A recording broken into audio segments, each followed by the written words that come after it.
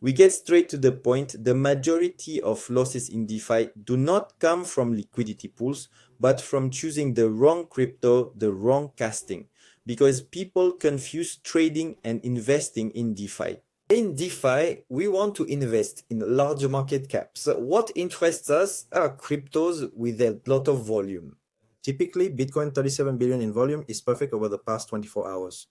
And very little price variation, 0.8%. At that moment, my capital that I will deposit will not vary much, but these volumes and these exchanges will pay me absolutely colossal exchange service fee commission. Same thing with Ethereum. Look, 1.7% variation over the last 7 days, a lot of volume, large market caps.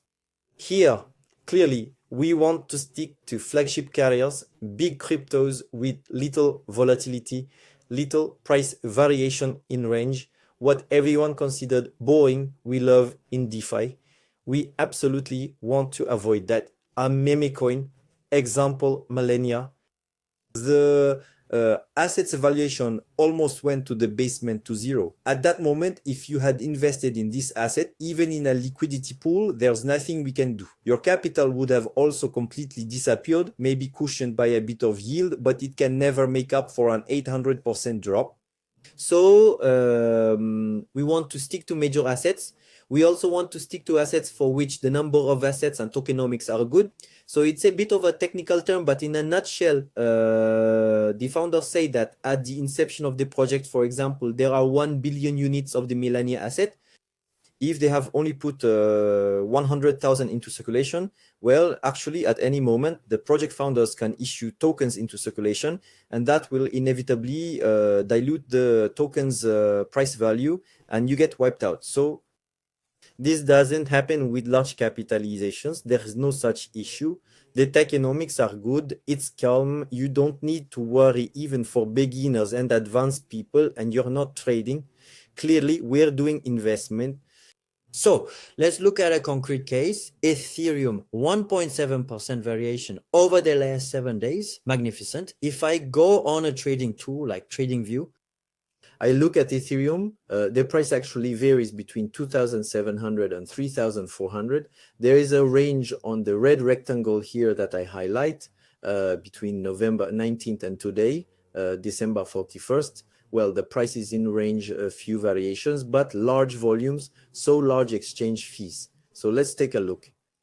We have tools that allow us to see liquidity pools where there is Ethereum offering exchange commissions of 203% annually with Ethereum USDT or with Ethereum USDC for the French MiCA law. So we're good. If we go into detail to see what it concretely means for us, well, here we are in a pool with a very wide range from 2008 to 3,200. We see that it covers price variations over a very long period. I have a yield of 101% being offered, and if you place $10,000 in this liquidity pool, well, you would make 8.35% profitability. So we are well within our target of 6 to 10% gains per month on our savings. If you had held this asset by just putting in Ethereum, you would be in the price variation of 1.7, and well, that's a strategy, but you completely miss the opportunity of DeFi and generating recurring gains on your savings and making the cryptos you held work. The fact of holding them, if Ethereum continues to rise, well, our capital in the liquidity pools will also rise, and we will adjust our liquidity pool to ensure that we accompany the price increase. So there you go. Clearly, we are different between trading and DeFi.